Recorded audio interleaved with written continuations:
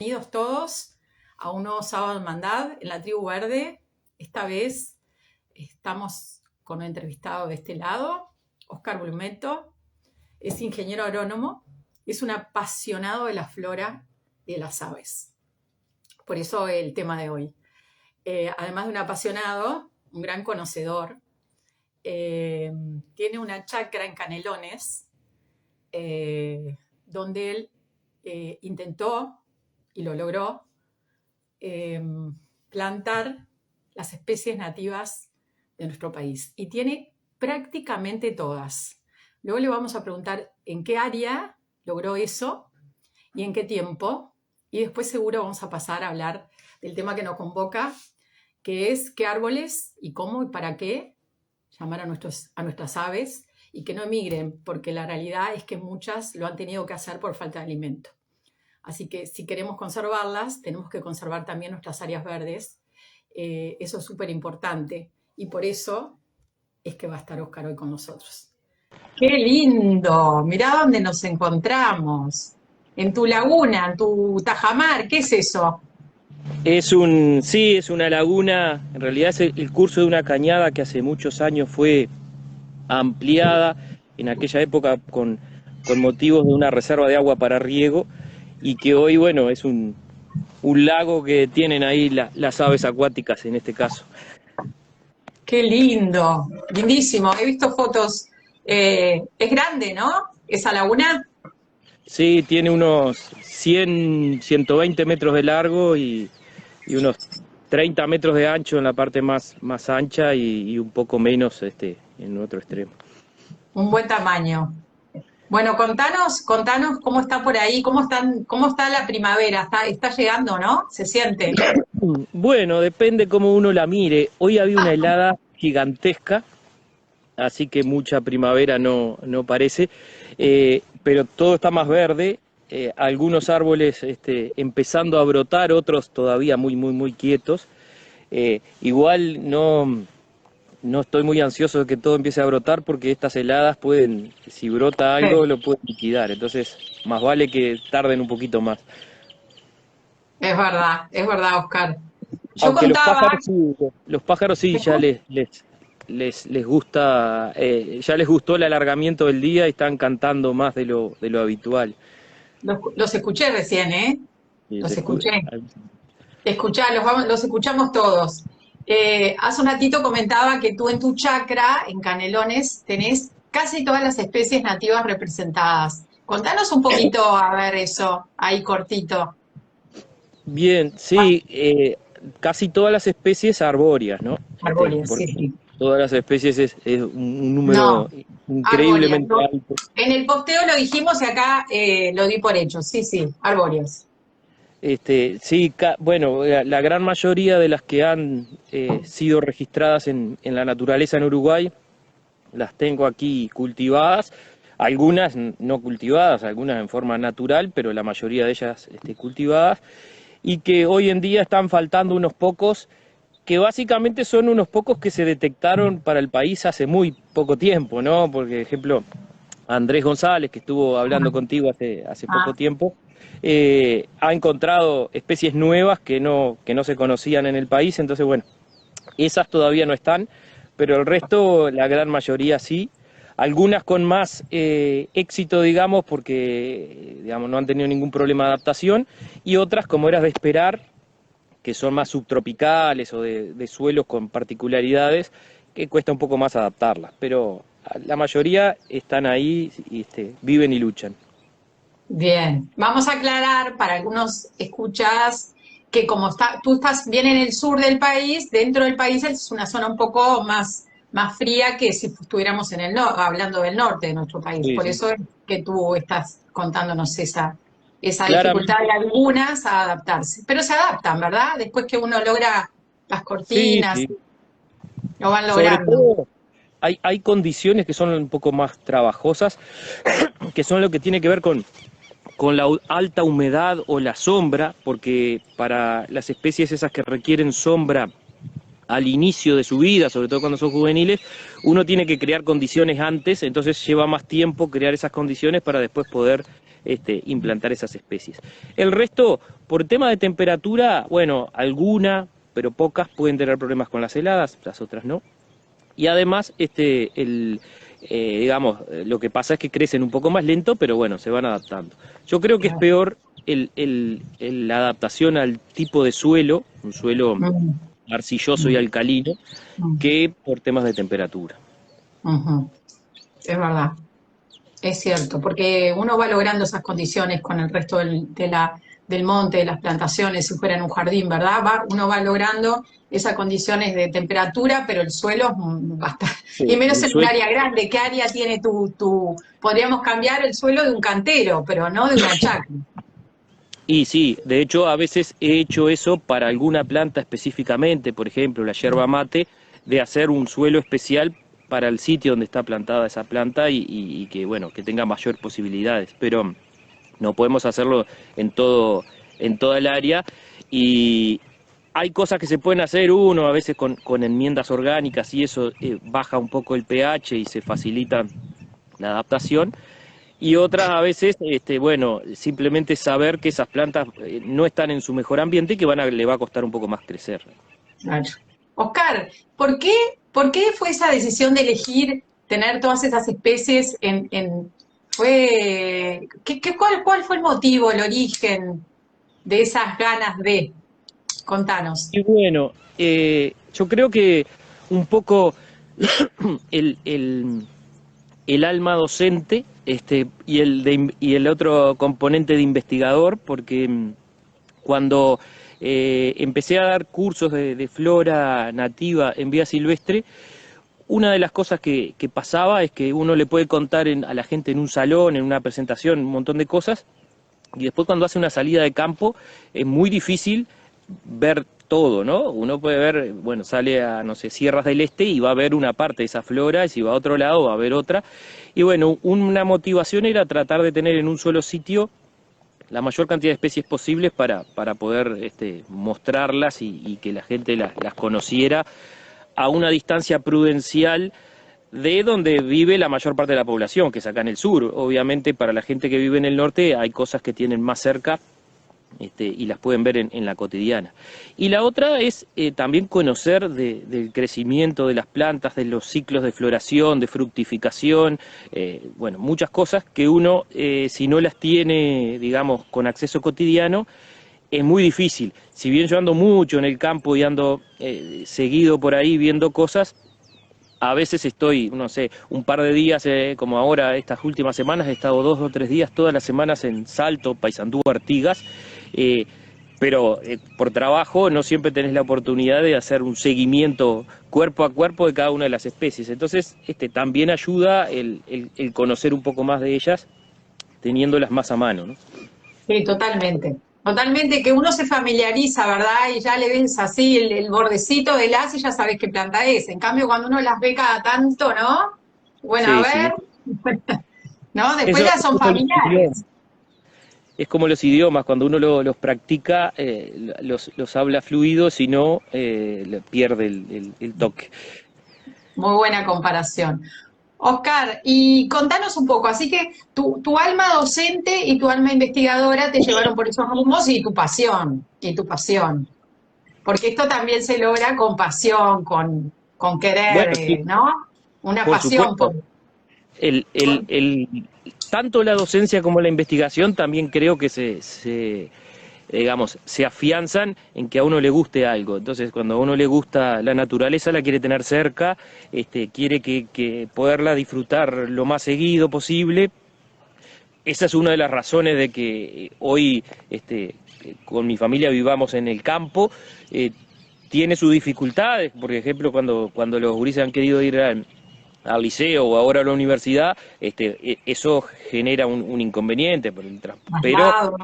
genera otras cosas que, bueno, que a mí me sería bastante difícil y lo he hecho, he vivido en ciudades chicas, medianas y grandes y bueno, obviamente prefiero el campo, pero bueno, acá estamos como en una zona donde estamos en el campo y bueno, y escuchan los sonidos ambientes y está rodeado de pájaros, pero muy cerca de las cosas bueno, del trabajo, los lugares de estudio, etcétera, y como que es un lugar que tiene la conjunción de esas necesidades familiares y personales, y que bueno, permite, como decían los olimareños, levantarse y pisar tierra blanda todos los días. Qué lindo, Oscar. Bueno, vamos a los pájaros, a los árboles y los pájaros, que de las aves todavía no hablamos, vamos a decir aves. Bien. Contanos un poco esa otra, cómo llegó eso otro, vino siempre del primer momento, cómo lo empezaste, cómo llegó y cómo lo empezaste, los comienzos, para así quien quiera seguir tus pasos, aunque sea tímidamente a otra escala, también es posible, ¿verdad? Bueno, empezó creo que antes que nada, porque yo creo que el tema de la flora vino porque me di cuenta cuando era niño de que la presencia de algunas especies de pájaros o el comportamiento que tenían esos pájaros dependía de la flora que había en el sitio, y entonces eso como que te va llevando. Yo empecé con los pájaros cuando era niño, casi siempre, como lamentablemente pasa, un contacto no tan amigable, más bien destructivo, porque cuando éramos chicos nos hacían una onda y salías a cazar y eso, pero bastante interesado en conocer y según dice mi madre, yo no me acuerdo porque era muy chico, pasaba horas debajo de un árbol mirando lo que hacían los pájaros y bueno, entonces la pasión viene de muy, muy chico. Y después de ir asociando, por supuesto que no solo las aves, pero toda la fauna, pero las aves en particular dependen mucho bueno, de la oferta de hábitat, empezar a ver qué árboles o qué comunidades de árboles favorecen a qué especies y cómo uno puede hacer para tratar de tener las condiciones lo más favorable posible para un abanico amplio de especies, de la mayor cantidad posible. Por supuesto, no todas las especies de aves tienen su hábitat asociado a árboles, hay especies que son estrictamente pastizal, también se pueden tener pastizales, bueno, vos tenés más que nadie experiencia en eso, en que se pueden manejar pastizales y eso también va a traer otro tipo de aves y otro tipo de animales, pero con el tema de los árboles, lo que uno puede hacer es tratar de recrear, siempre lo que hacemos es lo mismo, recrear lo que hace la naturaleza para darle condiciones a determinadas especies que tengan hábitat. Y ahí lo importante, quizás lo más importante a tener en cuenta, es que muchas veces pensamos en, bueno, para que haya aves o pájaros en general hay que darles comida. Y obviamente, como toda la fauna, comen y necesitan comida, pero no es el único aspecto a tener en cuenta y quizás no es el más importante a la hora de planificar, sobre todo cuando tenemos a veces sobreentendido que a las aves les gusta comer, por ejemplo, frutos. Y eso es cierto, hay aves que son especialistas en frutos, se les llama frugívoras, pero también hay un montón de aves que comen otras cosas. Por ejemplo, en los estudios que hemos hecho nosotros de aves siguiendo establecimientos rurales en todo el Uruguay, casi siempre la constante es que el 50% de las especies son insectívoras. Es decir, que de cientos de especies que tenemos terrestres, digamos, descontando las marinas, casi la mitad comen insectos. Entonces ya eso nos da una idea de que no es solo frutos lo que tenemos que pensar en tener, sino que tenemos que tener muchos nichos ecológicos para que haya mucha variedad de insectos, y cuanto más variedad de insectos, más variedad de aves que coman insectos va a haber, eso es así. Y la otra cosa importante es tener en cuenta que una de las necesidades de las más importantes, además de la comida, es el refugio. Claro. Y el refugio cambia con la estación. En otoño e invierno se requiere un tipo de refugios y en primavera, verano, en época reproductiva, quizás otro, porque hay aves que se refugian durante todo el año en determinadas especies de árboles, pero cuando nidifican cambian de especies, utilizan otros. Y entonces no siempre, digamos, un hábito o una necesidad que es en una estación se mantiene durante todo el año, incluso la alimentación. las especies, como decíamos, la mitad prácticamente son especialistas en comer insectos o, bueno, pequeños animales, porque pueden ser arañas, también otras cosas. Pero en la época reproductiva, prácticamente todas, a excepción de la cotorra y la paloma y algunos patos, todas necesitan insectos para alimentar los pichones. Entonces, la necesidad de hábitat para insectos es algo que tenemos que tener en cuenta, que va a estar presente en las que son insectívoras y en las que no, porque en una época del año van a tener una demanda muy grande. Y por eso es importante ver que esas condiciones se den para que, digamos, que haya una oferta grande de alimento, no solo para los adultos, sino para los pichones. Muy bien, mira qué interesante, claro. Tiene lógica que los pichones necesiten alimentarse de insectos, ¿no? Son más pequeños. Sí, y eh, sobre todo ¿Viene la por ahí necesidad, o no viene la por el necesidad tamaño? viene por la necesidad de tener una dieta de altísima proteína. Ajá. Como todos los animales en crecimiento necesitan una gran cantidad de proteína. En el caso de los mamíferos, eso viene de la leche materna, que tiene una concentración de proteína muy alta.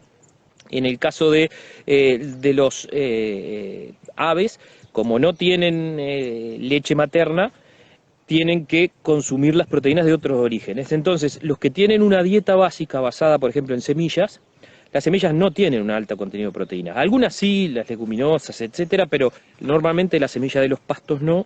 Entonces necesitan complementar esa dieta con insectos. Y lo que sucede es que a los pichones los alimentan exclusivamente con insectos hasta determinada etapa de crecimiento, y luego alimentan con una mezcla, digamos, una papilla entre insectos y semillas, insectos y frutos, depende de lo que el ave esa se alimente. Pero Bien. básicamente, mientras están en el nido, están comiendo insectos siempre, incluso después que abandonan el nido, siguen por una etapa importante hasta que alcanzan el tamaño adulto. Bien. Y ahí, cómo empezaste a crear esto?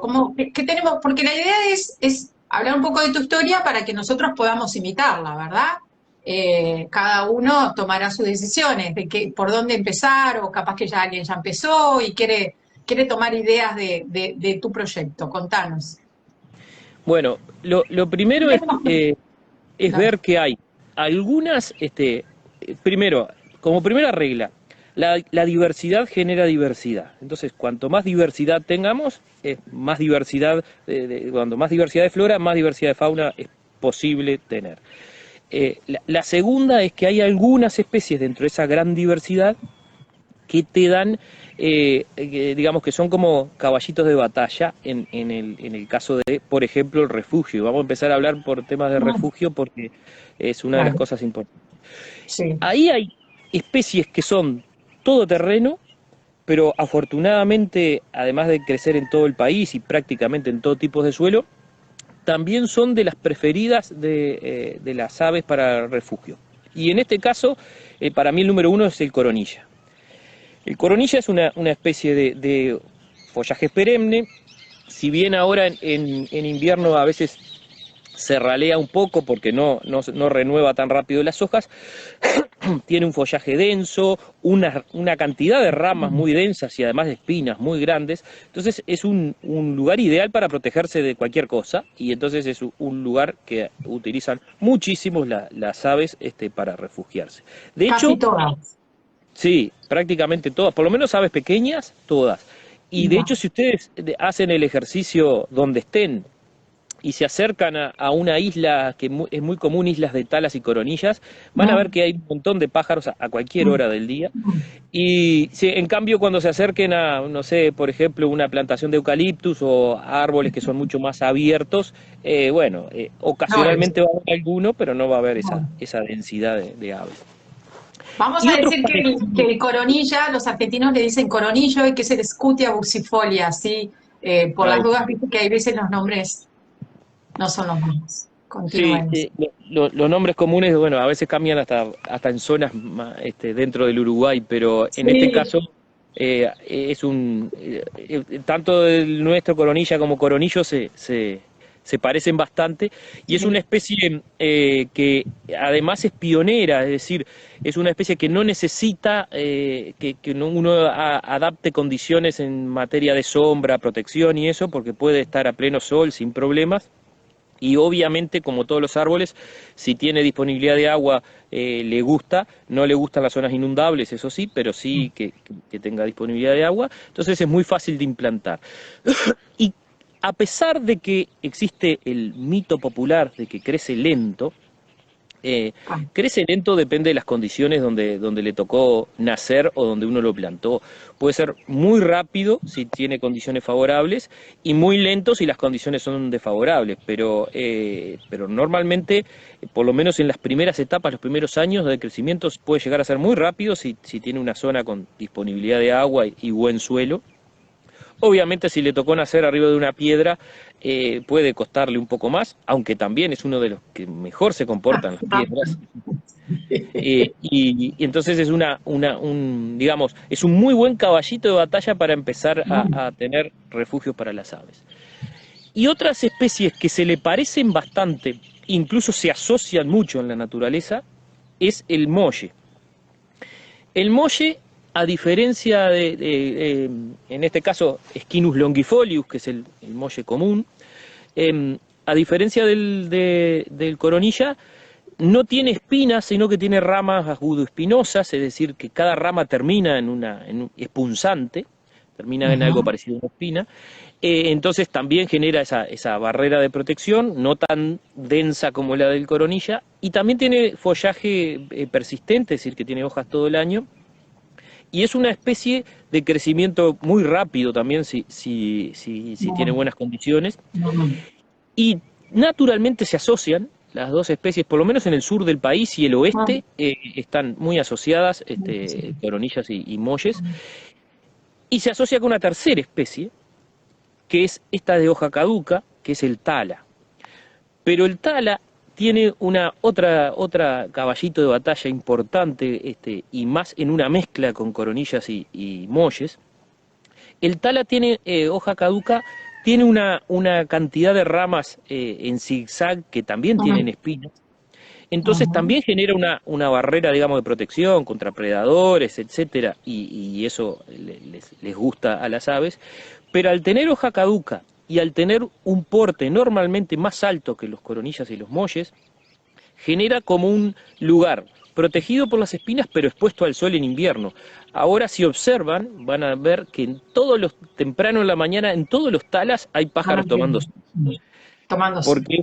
Porque es un lugar que pueden tomar sol perfectamente y tienen cierta protección porque tienen toda esa ramitas con espinas en el entorno, y no va a ser fácil, por ejemplo, que un ave predadora los ataque desprevenidos, por lo menos no la va a sacar gratis en esa situación.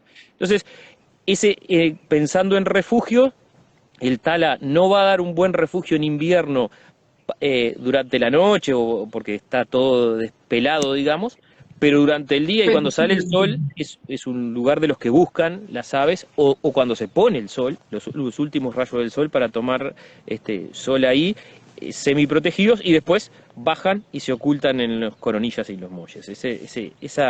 Ese trío, digamos, es muy efectivo a la hora de refugios. Y además, un adicional, por ejemplo, con el coronilla, es que tiene una mariposa que es exclusiva del coronilla, que es una mariposa que quizás han visto bastante, sale sobre todo por ahí por enero, es una mariposa blanca, media acelestada, grandota, que antes el nombre científico era Morphocatenarius, ahora creo que cambió de nombre científico, pero es una mariposa de las más grandes que tenemos en Uruguay. No la conozco. Es una mariposa enorme, pero además las larvas, los gusanitos que dan origen a esa mariposa, son gregarios y forman racimos colgantes en los coronillas que son de color rojo, blanco y negro, muy llamativos, muy llamativos. Claro, al principio con esos colores en la naturaleza normalmente quiere decir peligro, y son todos peludos y uno dice, esto debe ser terriblemente venenoso. Son absolutamente inofensivos y suavecitos cuando uno los toca, pero son unos imitadores, imitaron los colores del peligro para tratar de que... Qué de no increíble ser, la naturaleza. de no ser atacado por los propios pájaros, porque cuando los pájaros lo encuentran individualmente, se pueden transformar en alimento, pero Claro. salen individualmente a comer de noche y se vuelven gregarios de día en un racimo para parecer más grandes y que no ser atacados por los pájaros. Entonces, en estas tres especies tenemos como un buen comienzo porque no importa las condiciones de que estemos partiendo, casi siempre las vamos a poder instalar, casi siempre vamos a poder implantarlas y pueden empezar a generar condiciones en la medida que estas crezcan para ir asociando otras. Y ahí sí, como decía, la diversidad es lo importante. Y la diversidad es importante porque cuando uno tiene diversidad de plantas va a tener casi que necesariamente diversidad de follajes, diversidad Mm, de épocas de floración, diversidad de mm. épocas de fructificación, y bueno, todo se vuelve, digamos, a ser diverso y uno tiene cosas que van a estar apareciendo en un momento del año y otras, flores, frutos, brotes, etcétera, en otros momentos del año. Por lo tanto, empieza a escalonar la oferta de alimento. Y ahí sí uno puede pensar, digamos, en si quiere, por ejemplo, ofrecer frutos para que coman las aves o, como les decía, los insectos que alimentan las aves, o flores, que son normalmente muy atractivas para todo tipo de insectos, Ujú. en, en poner especies que vayan teniendo su ciclo reproductivo, bueno, todo a lo largo, lo más amplio posible. Y ahí tenemos, podemos ir mencionando algunas desde el punto de vista del momento del año en que florecen o fructifican, a modo de ejemplo, porque obviamente no las podemos repasar todas, pero Bien. si queremos Quizás empezar, por ejemplo, con las que primero en la primavera son las primeras que dan frutos maduros, casi seguro que también van a ser las primeras que florezcan, entonces, bueno, es como apostar a una floración bien temprana. No sé, ibas a tenemos preguntar, ahora florecidos los palos de fierro ya casi, ¿no? los He palos de visto fierro algunos. están en plena floración, en el norte están, que explotan, Claro. acá en el sur recién están con sus botoncitos ahí, y ese, por ejemplo, es una especie espectacular desde el punto de vista de las aves, porque florece y muchas aves se alimentan de las flores, incluso aves frugívoras, aves que normalmente comen frutos, le encantan las flores del palo de fierro. Y ahora empieza a florecer, entonces se congregan sobre todo naranjeros, celestones, acharás, un montón de especies muy coloridas, están ahí permanentemente, comiéndose los pétalos del palo de fierro. Y después, cuando cuaja el fruto, hay especies que lo consumen incluso verde, y cuando Mira, madura, otro montón de especies que lo comen. Entonces es una despensa para todo el año y es una especie que contribuye mucho. Con el palo de fierro, que además es muy bonito, entonces agrega un espectáculo de color a cualquier sitio donde uno lo tenga, tenemos otra cosa interesantísima. a ver. Florece ahora como bien temprano en la primavera, casi final de invierno, pero su ciclo de crecimiento de frutos muy lento, a pesar de que es un fruto pequeñito, que mide 5 milímetros, y termina fructificando, o sea, madurando los frutos en el otoño, incluso se extienden Eso hacia es el invierno. increíble. Eso es Entonces, increíble. es Da de comer mucho tiempo. exactamente, tiene el restaurante Es abierto durante un magnífico. montón de tiempo. Lo mismo pasa, y vuelvo un pasito para atrás con el coronilla, no porque crezca Mm. muy lento, sino porque tiene varias tandas de flores a lo largo del año. Tiene como un pico de fructificación en noviembre y otro en el otoño, pero durante el resto del año, si ustedes van y buscan en coronillas cualquiera, por ahí en el campo, van a ver que siempre va a haber una rama que tiene algún fruto, que tiene alguna flor, porque tiene eso, se generan microclimas y una rama florece, fructifica, entonces también es como una despensa de todo el año. Y otras especies tienen las cosas, aceleran mucho más los procesos. Por ejemplo, ahora también va a estar empezando a florecer en el sur, ya empezó a pasar en el norte, la pitanga, La pitanga casi empieza a florecer antes que brotar, o sea, primero flores y después echa las hojas, pero su ciclo de fructificación es rapidísimo. Y ya Sí. para diciembre, noviembre en algunos sitios, diciembre en otros, ya va a estar los frutos maduros. Maduros. Y lo mismo pasa, por ejemplo, con otro que es más rápido aún, el chalchal. El chalchal ahora está acá en el sur, ni siquiera está movido, pero dentro de unos días empieza a tener sus botoncitos florales.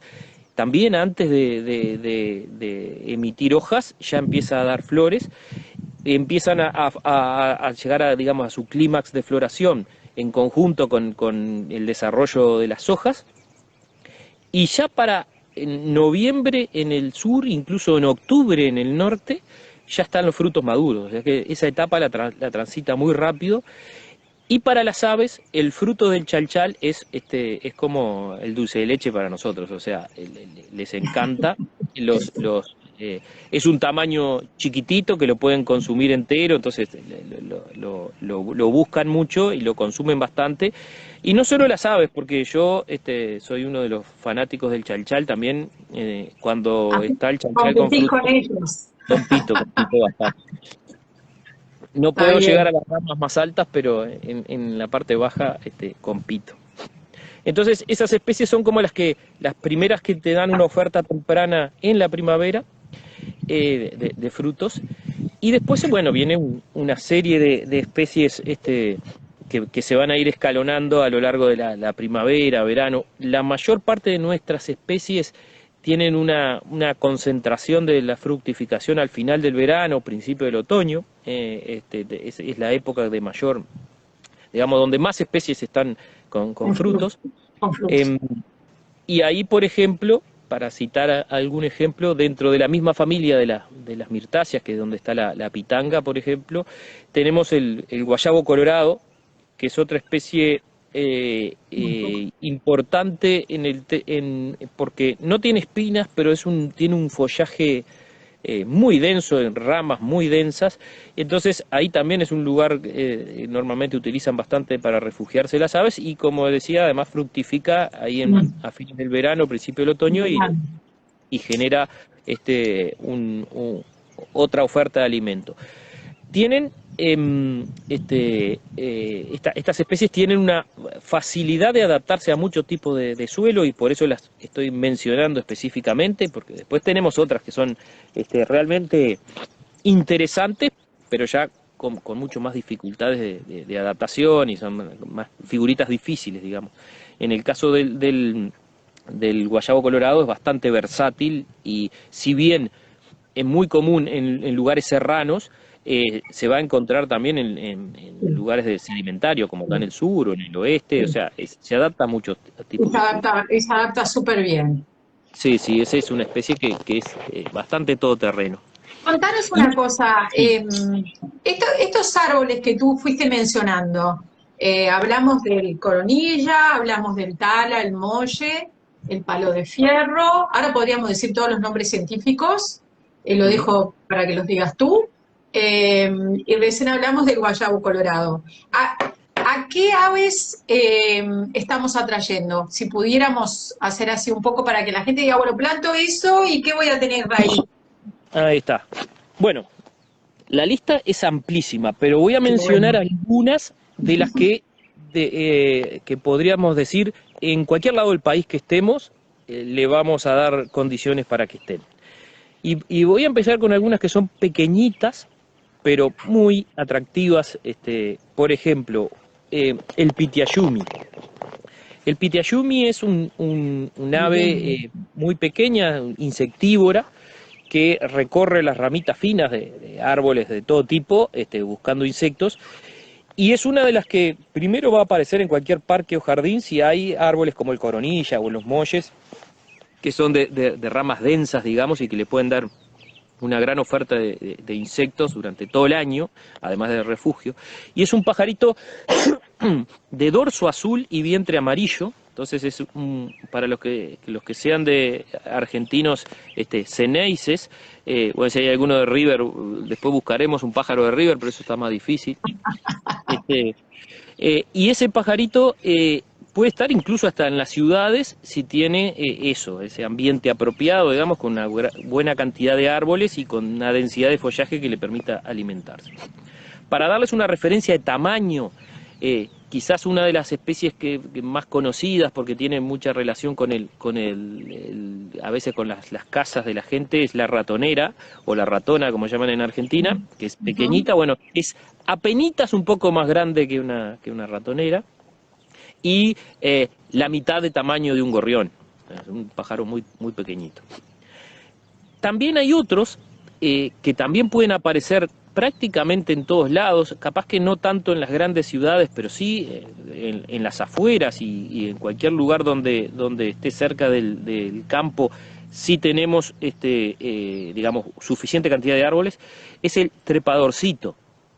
El trepadorcito es una especie pariente del hornero, de hecho tiene un color muy similar al hornero, marrón, muy acrobático, que tiene, además del color marrón, tiene una ceja blanca muy notable cuando uno la ve de cerca o con prismáticos, y también es un acróbata de las ramas que se alimenta de insectos en los árboles. Entonces cuando uno tiene suficiente cantidad de árboles con una cierta densidad, digamos, seguro que aparecen, porque son digamos, un integrante habitual de cualquier comunidad arbórea densa, y esos son fáciles de atraer. Al igual que otro insectívoro pequeño también, que es el tiquitiqui. El tiquitiqui, bueno, acá también, si quieren, le podemos dar algunos nombres científicos por algunos que estén más familiarizados. El Serpophaga subcristata es el tiquitiqui. Es una especie también pequeña, igual que el pitiayumi, que tiene un color grisáceo o gris de dorso y un color amarillo muy tenue, pálido del ventral, digamos, y que también le gustan, digamos, recorrer ramitas finas de los árboles.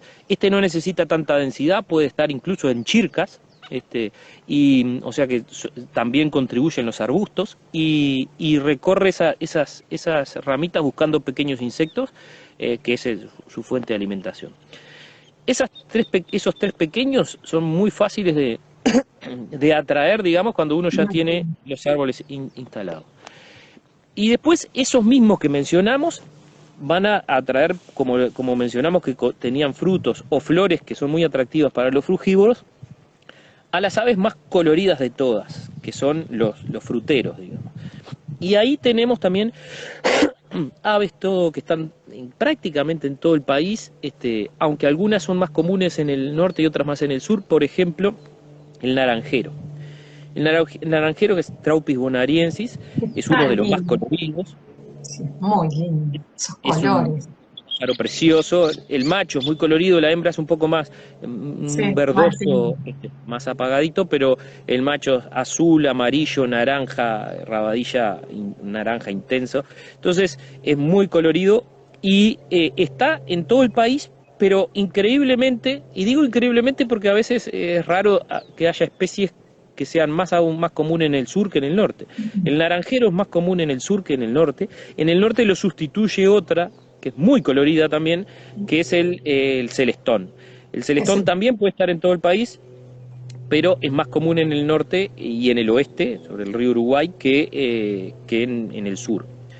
Pero esas aves, incluso en las ciudades, uno, si tiene esos árboles que producen frutos, pueden llegar a aparecer, y de hecho en la época que está el palo de fierro con flores, van a estar ahí permanentemente, y después cuando haya frutos pequeños, sea lo que sea, ellos van a estar yendo y viniendo a alimentarse ahí en esos árboles.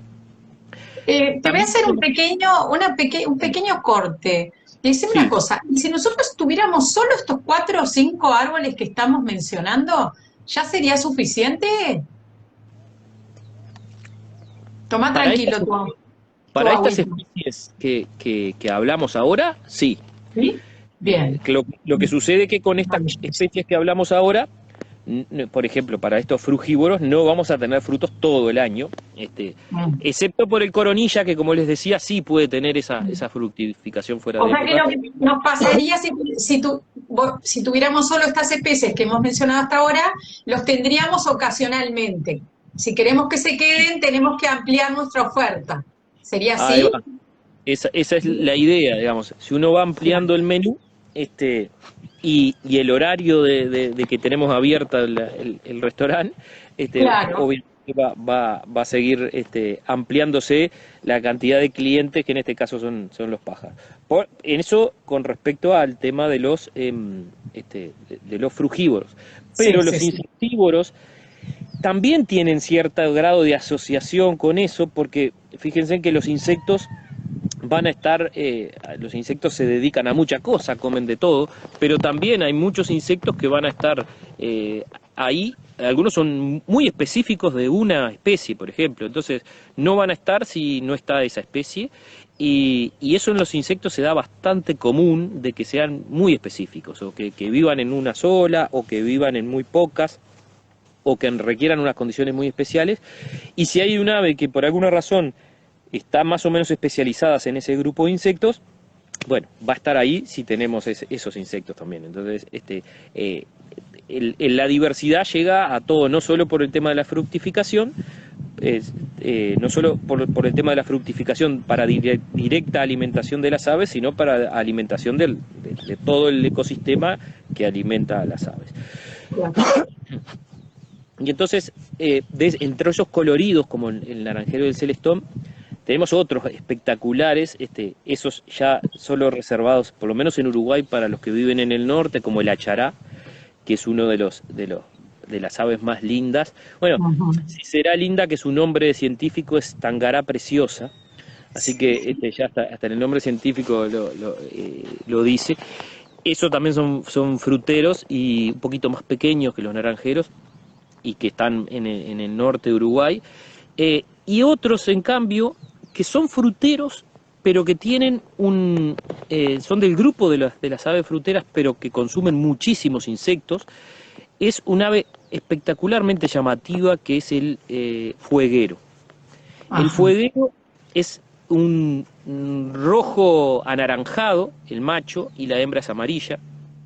Y es una especie que normalmente vuela muy alto y es difícil de ver, pero cuando uno le deja, digamos, la oferta de alimento con estos árboles, para alimentarse bajan a alimentarse a bajas alturas, entonces ahí uno puede disfrutar de esas maravillas, porque el color del fueguero es impresionante, y tiene, como le decía, una alimentación que parcialmente con frutas y bastante insectos, entonces recorre muchos árboles de muchos tipos buscando ambas cosas. Y esos a pesar de que son bastante poco vistos porque son medios tímidos, pueden estar presentes en todo el país, incluso en plena ciudad, porque se mueven mucho, vuelan mucho, y hasta en un parque o jardín de una ciudad podríamos tener fuegueros ahí Mira, alimentándose de la oferta. mira qué bien. Oscar, y decime una cosa, ¿cómo completarías tú seguimos con una oferta chica? Agrandemos la oferta para que agrandemos el restaurante y la carta, para que se Y, nos queden por ahí los clientes, que son nuestros aves. y ahí, bueno, la cantidad de cosas que podemos ofrecer es tan grande como toda la flora que existe, pero también voy a tratar de ejemplificar con algunas especies que para mí tienen algunas particularidades que la hacen interesante. Por Bien. ejemplo, una de las cosas que podemos combinar para maximizar también el uso del espacio son especies altas. O sea, árboles que tengan un comportamiento de crecimiento que se eleven, porque estos árboles que hablamos son árboles relativamente bajos o medianos, que para refugio andan muy bien, porque normalmente la mayor parte, por lo menos de los pájaros pequeños, se refugian bajo, pero también tenemos algunos árboles que tienen, digamos, tamaños mayores y que pueden servir para refugios de aves que les gusta eso, estar altos. Ya no buscan tanto la densidad de ramas, sino estar muy separados del piso. Algunas migratorias, como el venteveo real, por ejemplo, le gusta eso. El añambé negro, que es otra especie migratoria. Entonces ahí podemos utilizar árboles como, por ejemplo, el angico, que es un árbol que normalmente tiene un comportamiento fustal, es decir, un tronco principal y se eleva bastante, y entonces uno puede tener árboles bajos abajo, valga la redundancia, y que ese se eleve por encima de los otros, entonces en un mismo espacio poder tener otra oferta a mayor altura. Que además es un árbol que crece bastante rápido, ¿verdad? Sí, sí, sí. Si tiene buenas condiciones, sobre todo la disponibilidad de agua, es impresionante la velocidad que puede crecer, incluso en suelos que no son los que normalmente los tienen la ácidos. naturaleza. Sí. Sí. Aquí, por ejemplo, yo tengo angicos que plantados en un lugar, llamémosle bueno, porque tenía disponibilidad de agua y eso, y es un árbol que ahora tiene más de 20 metros de altura y no llega a 12 años de edad. Ah, Impresionante. ¿y a qué Sin le embargo, llamás, para que quede bien claro, Oscar, a qué le llamás disponibilidad de agua? Contame, ¿que lo regaste o que está cerca de un lugar bajo? Contanos un poquito. bueno, eso puede ser, varias cosas pueden ser esa disponibilidad de agua. Una de ellas, en este caso particular, se trataba de un árbol que estaba plantado donde yo tenía un vivero que regaba frecuentemente las plantas del vivero, entonces él lucraba, digamos, del agua de riego del vivero, entonces tenía agua permanente de riego, y eso aprovechó. A veces es aprovechando, no sé, desagües naturales que tenemos, incluso a veces en casas de campo, lugares, aprovechar el tema de manejo de efluentes. Uno puede canalizar los efluentes domésticos, porque en las ciudades hay saneamiento, en el campo no siempre. A veces hay sistemas que son tipos pozos negros, pero a veces tenés que canalizar eso, y eso está muy bueno por dos cosas. Primero, porque te permite aprovechar con árboles esa disponibilidad de agua y nutrientes para que crezcan mucho, y además porque te ayudan a depurar esa agua y que no siga su camino con esa carga de nutrientes. Entonces, eso también se puede aprovechar, y eso es impresionante. En ese tipo de desagües, los árboles son monstruos, la velocidad con la que crece. Y la otra cosa puede ser, depende de donde uno esté, aprovechar condiciones naturales del terreno.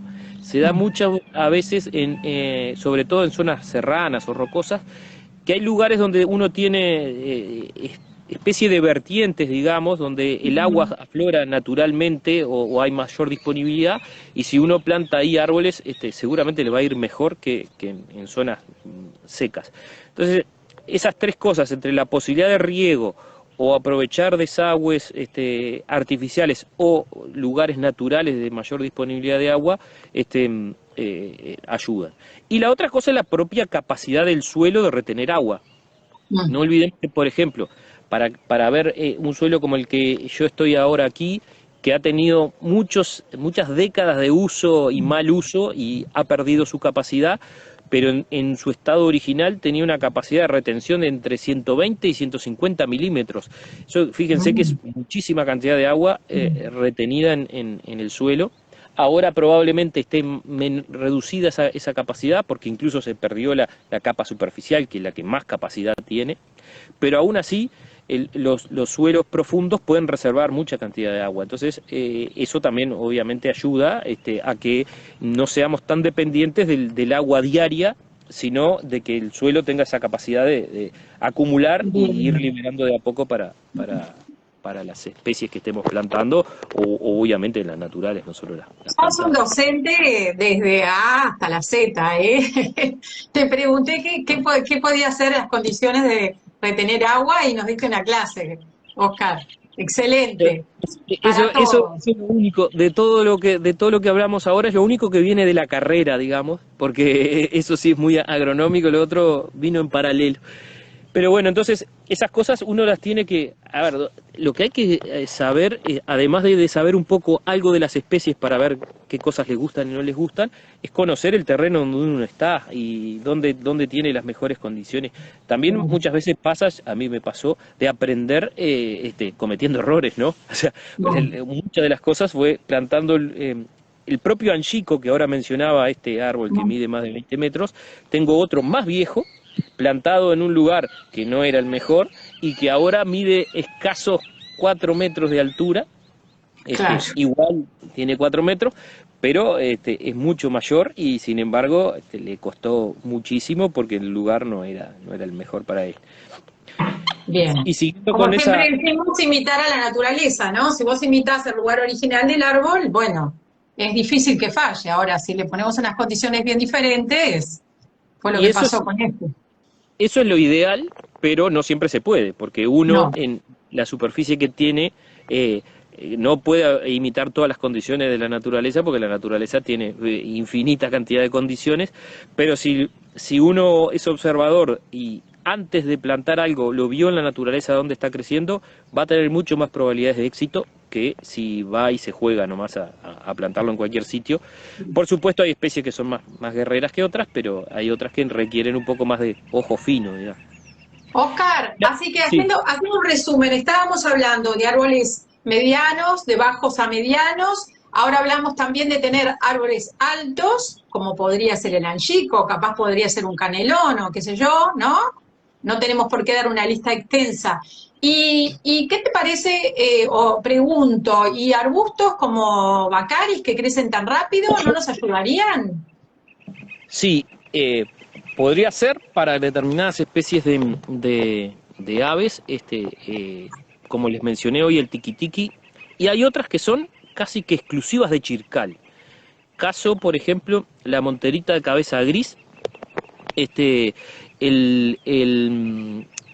la monterita de cabeza gris es un ave granívora que básicamente habita pastizales y chircales, pero lo que más le gusta son los chircales. Entonces, si tenemos un lugar donde tengamos cualquier Baccaris, ya sea sobre todo las más altas, pero también las carquejas, es un lugar que es un hábitat ideal para este tipo de monteritas. Aquí, por ejemplo, en mi casa hay un sector que está totalmente colmado de chircas de varias especies y bueno, ahora cuando yo venía caminando para acá estaban las monteritas cantando y moviéndose de un lado a otro, que eso es un ambiente típico para ellas. Después hay otros aves que lo aprovechan más circunstancialmente, caso por ejemplo de los tiotíos. Tiotío es otro pariente del hornero, que parece un Mirá. pequeño hornerito, que habita zonas de bañados y chircales y también usa árboles pequeños para nidificar, sobre todo los molles y los coronillas, los talas mucho. Y, y ese se mueve entre el chircal y el bañado buscando insectos, y entonces es otra ave que donde tengamos una presencia de arbustos tipo bácaris o tipo chircas, digamos, le van a venir bien. Pero dentro de los arbustos también hay otros que no son estos arbustos tipo, la mayor parte de los bácaris son de ambientes de pastizal, pero también hay arbustos de monte o de borde de monte que a veces son atractivos ornamentalmente y también atractivos para las aves, sobre todo por la presencia de insectos. Para citar algunos, por ejemplo, la espina amarilla. La espina amarilla es una planta espinosa, muy bonita la floración, y que atrae muchísima cantidad de insectos esa floración, y también esos insectos atraen a aves que se alimentan de ellos, y después cuando fructifica ese fruto también alimenta a otras especies de aves. Entonces esa es una de las típicas que podemos combinar con árboles fácilmente, ya sea en el entorno de los árboles o incluso a la sombra, porque puede crecer a la sombra. Y después otros árboles, arbustos, digamos, que son, digamos, como, en realidad son pequeños árboles, pero que están en la naturaleza, por lo menos en Uruguay, solo en el norte más extremo. El caso concreto, a mí me gusta mucho, es el chalchal enano. El chalchal enano es una especie de muy parecido al chalchal común, pero que en Uruguay solamente está en el río Cuarem y sus afluentes, y que es un arbolito pequeño, los adultos llegan más o menos a un par de metros de altura, pero que empieza a fructificar desde bastante joven, y fructifica en pleno invierno, cuando no hay nada más, él fructifica. Entonces es una oferta de alimento bien fuera de temporada, y que crece solo a la sombra de otros árboles. Entonces es ideal para asociar donde ya tenés implantados árboles grandes o medianos, asociarles el chalchal enano es una otra de las opciones, digamos.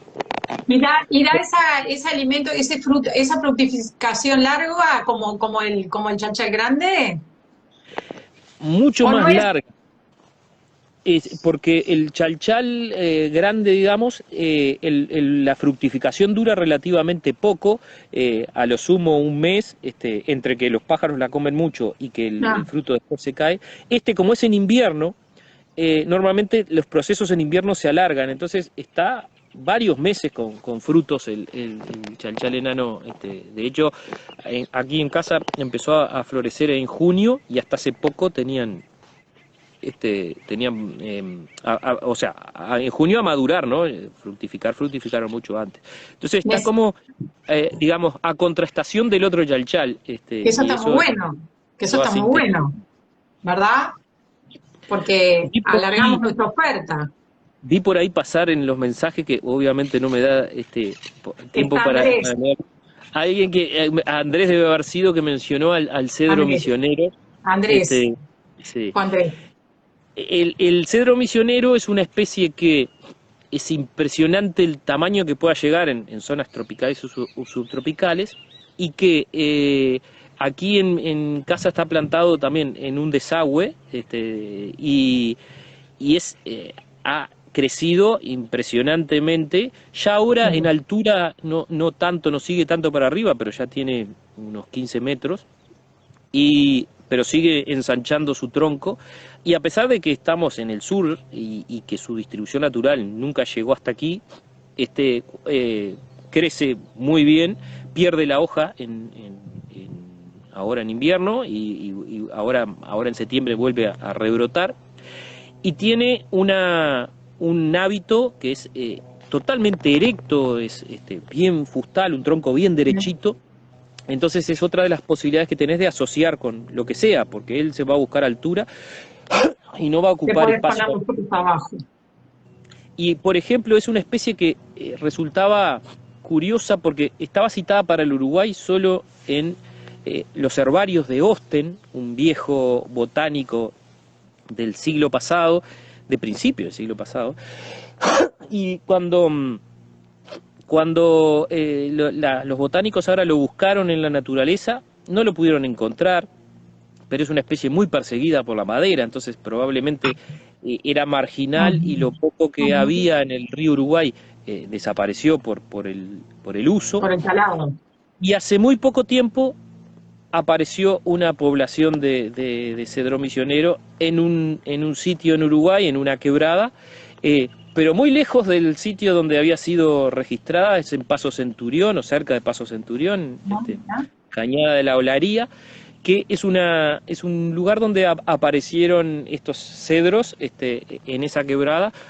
Y en esa misma quebrada apareció otra especie que era nueva para Uruguay, que nunca había sido citada para Uruguay, que los locales le llaman no me toquen, no me ¿No? toques, no me toques, porque está lleno de espina el tronco, Ah, que es Dasyphilum spinescens. Y esa especie, que nunca había sido registrada para Uruguay, también apareció en la misma quebrada donde aparecieron los los cedros. cedros. ¿Y cómo Así es el que nombre científico de los cedros que no lo sé? el cedro misionero es Cedrela fisifolia. Bien. Los cedrelas son árboles grandes, digamos, es un género con árboles gigantescos.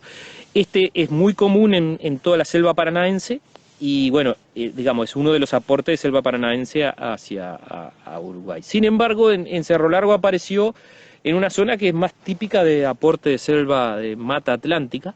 Ah, eh, mirá.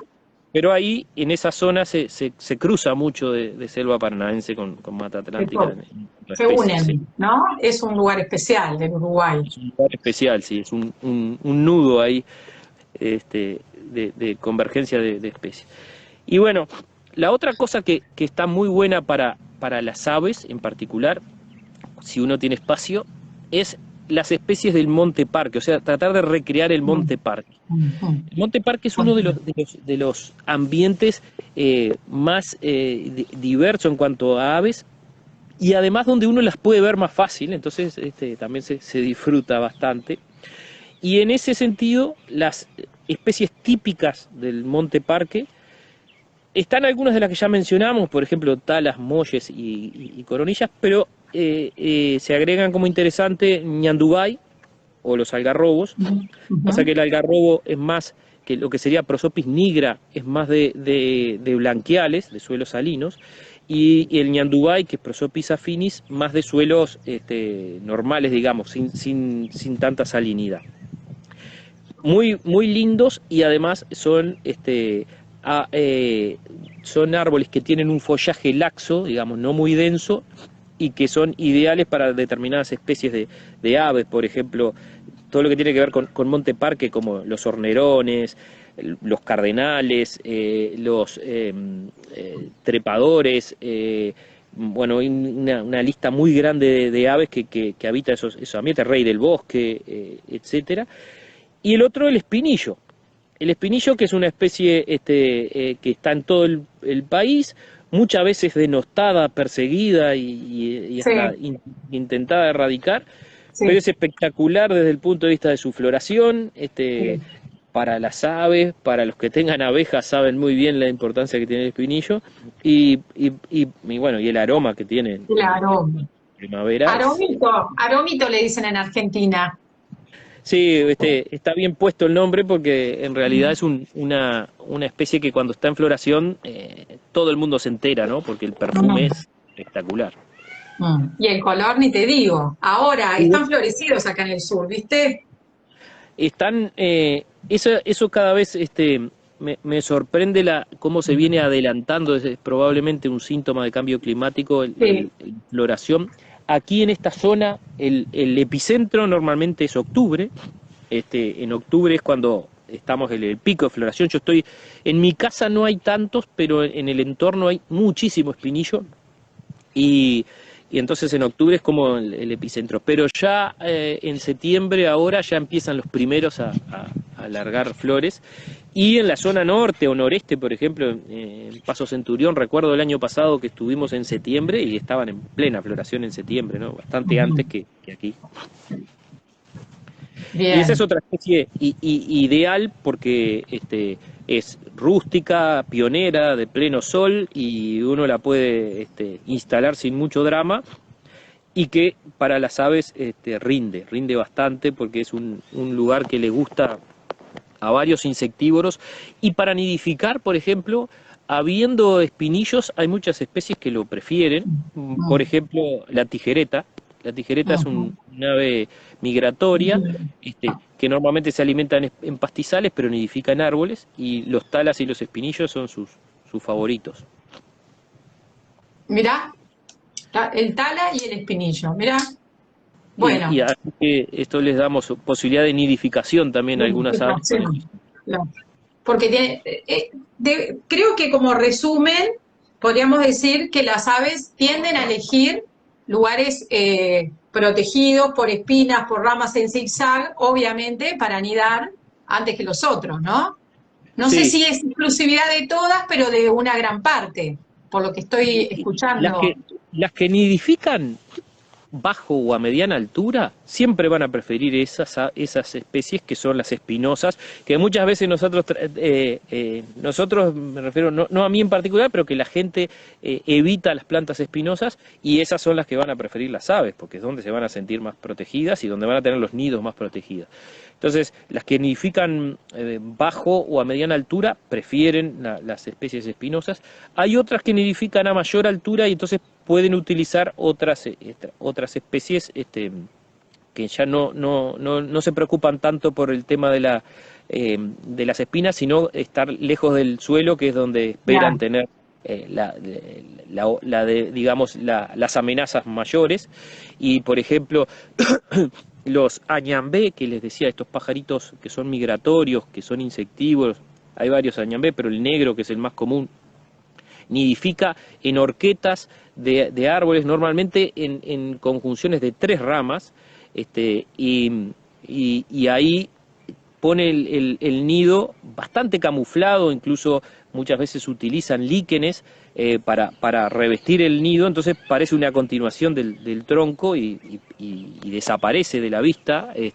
Lo mismo hace, por ejemplo, otro pajarito migrador, que es la viudita de pico corto, la Enia parvirostris, que es un pajarito verdoso que viene en primavera, verano, en grandes cantidades normalmente, y su nido lo ubica en las ramitas y después reviste todo de líquenes, de exactamente los mismos líquenes que tienen las ramas de los árboles. Entonces Qué pasa totalmente genial. desapercibido. Uno mira de abajo y ve una continuación de las ramas y no se ve un nido. Solamente mirándolo desde arriba, si no está echada la pajarita, puede ver el nido, si no, también el color ese verdoso la hace desaparecer en su entorno. O sea, la idea Increíble, justamente... las aves son increíbles. Ahí nos dice Vivero de Medellín que ahora está la espina de cruz, están embotelladas de tráfico por los nidos. Ah, sí. La espina Esa de es la una cruz, planta que no mencionamos que es muy interesante también. ese es otro arbusto muy interesante porque es una fortaleza, entonces Sí. nada puede Ese- entrar ahí, excepto pequeños pájaros. Y claro, eso sucede, lo utilizan mucho, sobre todo aves que andan cerca del suelo, como los chingolos y demás, que usan la fortaleza de la espina de la cruz. Y otro, por ejemplo, muy similar a la espina de la cruz, es parienta, es del mismo género, que es el caramamuel, que es más común en Uruguay, es más común en el litoral oeste norte, digamos, en la zona de la cuesta basáltica, que tiene en realidad mucho más, en lugar de ser ramas aplanadas, son cilíndricas, y también genera un arbusto así impenetrable, y ahí dentro todos los pajaritos que están cerca del suelo es el lugar ideal para nidificar y refugiarse, ¿no? Porque claro, ahí están bastante a Otra salvo fortaleza. de otras Entonces, aves. Oscar, estamos en una hora y poquito. Como resumiendo, para que tú descanses un poco y tomes agua y tú corregís el resumen si querés, obviamente, pero hablamos de plantar árboles chicos, medianos y altos. Ahí vamos como agarrando un poco y protegiendo, dando refugio y alimento a distintos pájaros, ¿verdad? Vamos logrando una comunidad, vamos logrando diversidad, que tú al principio dijiste necesitamos diversidad vegetal para tener diversidad animal. En este caso estamos hablando de aves, pero seguramente van a aparecer otros animales que no nos dio mucho el tiempo de mencionar, pero también dijimos de la importancia de los insectos. Entonces, al ir generando esa comunidad vegetal, se va logrando la comunidad animal y ahí vamos a tener a nuestras aves. Entonces, pueden repasar el vivo, escuchar un poco las plantas que se nombraron, pero vamos a nombrar algunas, nombramos el chanchal, nombramos el coronilla, nombramos el tala, el molle, qué sé yo, la espina de cruz, como árboles altos el ángico, y bueno, pueden volver a escucharlo y pueden encontrar muchísimos más, pero aquí tienen como un punto de partida eh, para alargarse, e ir descubriendo y haciendo su propio camino, ¿no? ¿Qué podríamos Exactamente. agregar? Ahí lo único que agregaría que a ese resumen que, bueno, obviamente como tú decías, no da el tiempo para nombrarlas todas, ni y mucho No, menos todas las aves, bueno, los árboles son una cosa, pero también aportan los pastizales y también las trepadoras combinadas con los árboles, que no hablamos, pero que también son un no. aporte importante y uno tiene que ir viendo qué posibilidades tiene según dónde esté y cómo combinarlas. Y es una cosa que se construye, uno va aprendiendo cosas y es imposible hablarlo todo en poco tiempo. Nosotros en Vida Silvestre este año no se va a hacer, pero supongo que el año que viene sí, hacemos un curso de flora nativa y aves para justamente tener un poco más de tiempo de ver estas cosas y ir conociendo algún detalle más. También hasta en el curso es imposible verlo todo. Sí. Y lo importante es que la gente tenga como esas premisas. Más diversidad es más diversidad, y entonces cuanto más diversidad de flora, más diversidad. Que no veamos siempre a los insectos como enemigos, que Mm. muchas veces le damos con todo y eso hace que obviamente estamos matando la cadena trófica ahí y no van a aparecer aves porque no va a haber alimento, o van a aparecer y se van a envenenar si estamos envenenando insectos, que es otro riesgo. Entonces, pensar en que lo que estás intentando hacer es tener un ecosistema vivo, y cuanto más vivo, más vida va a haber, más diversidad va a haber. Entonces, eso es muy bien.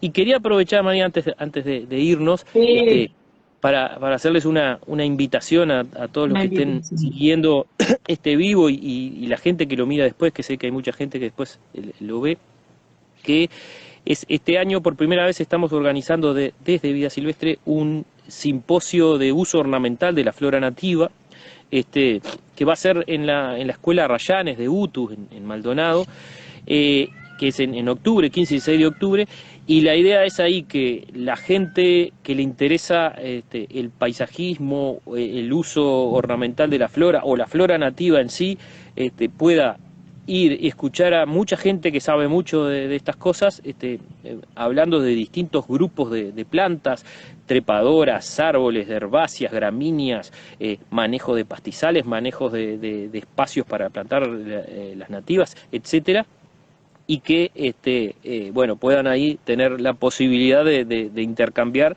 con otros que están en lo mismo, digamos, y con gente que produce plantas y gente que produce semillas, y entonces generar como un conocimiento de la comunidad que está asociada a estas cosas, para que en definitiva siga creciendo el paisajismo con uso de nativas, siga creciendo el uso ornamental y como veamos, además de ornamental pueden tener otros atractivos, porque eso lo que hace es que nosotros podemos hacer restauración ecosistémica aún a pequeña escala en jardines y parques, y cualquier monedita sirve y todo contribuye a la conservación.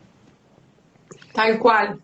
Todos podemos, todas, como dijiste tú, toda monedita, todo granito de arena es bienvenido. Eh, Podemos tener, nosotros hablamos como siempre de espacios grandes, pero parecía que estamos hablando de espacios grandes, pero yo creo que todos, aunque tengamos un jardín pequeño, podemos intentar recrear pequeñas comunidades y quizás no tengamos todos los pájaros que tú nombraste, pero quizás tengamos un par y ya bienvenido, y el de al lado tiene otro par, y si todos vamos contribuyendo, se va armando la cosa. Sí, sí, está claro. O sea, uno aporta su metro cuadrado, digamos, pero si todos en el entorno aportan su metro cuadrado, ya se vuelven hectáreas. Y sí, vamos generando pequeños corredores biológicos. Así que Exacto. bueno, dice por ahí Loreto, que nos escucha casi siempre, o prácticamente siempre, es chilena, y dice que le encantó la charla porque si bien los árboles no son los mismos, los conceptos obviamente sirven. A ella es una gran jardinera y siempre está buscando recrear el ecosistema del secano costero ahí en Chile. Y bueno, me encantó eso porque que sirva el concepto para que nosotros, cada uno, podamos tomar nuestras decisiones y hacer lo que podamos en la medida de que podamos en nuestros espacios más chicos o más grandes. Todo espacio es bienvenido. Y los esperamos, como dijo Oscar, el 15 y 16 de octubre. ¿En qué lugar, Oscar? Contá.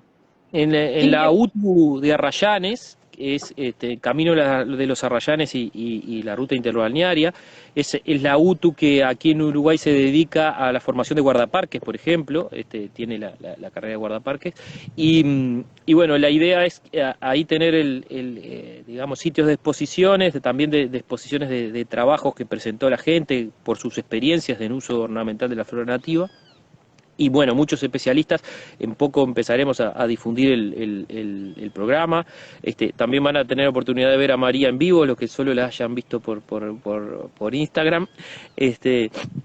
La promesa para los vecinos de la otra orilla, que bueno, intentaremos que el próximo sea al menos, si no regional, binacional, y no solo Ah, eso no lo sabía, qué lindo, buenísimo.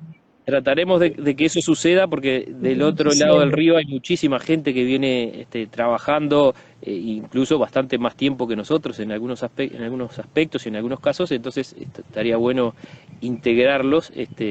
Veremos si es posible después de la logística, pero vamos a intentarlo. Es muy lindo, además, ¿no? Seguramente ellos en alguna cosa hicieron más, en otra menos, y juntos Seguramente. nos vamos complementando y compartiendo y aprendiendo. Bueno, Oscar, como siempre, un placer. Esta es tu tercera vez en Tribu. Ya Sí, hemos sí, pasado por todos los temas, pero siempre hay tema, Oscar. Esto no sí. termina acá. Nos Esperemos que vemos. no. No, seguro que no. Nos vemos el 15 y el 16 en el Simposio Nacional, que además, la verdad que te lo pusiste bien al hombro, ¿eh? Felicitaciones también por eso. Bueno, muchas gracias y a las órdenes, y saludo a todos. Nos vemos. Que pasen muy bien. Muchas gracias, Oscar. Que mejores ese resfrío. Queda Está. grabado, les cuento a todos que queda grabado y les cuento que el sábado próximo está Pancho con Loreto de la Cerda. No se lo pierdan. Gracias, Oscar. Buen fin de semana para todos. Gracias por Gracias. acompañarnos. Chao. Gracias.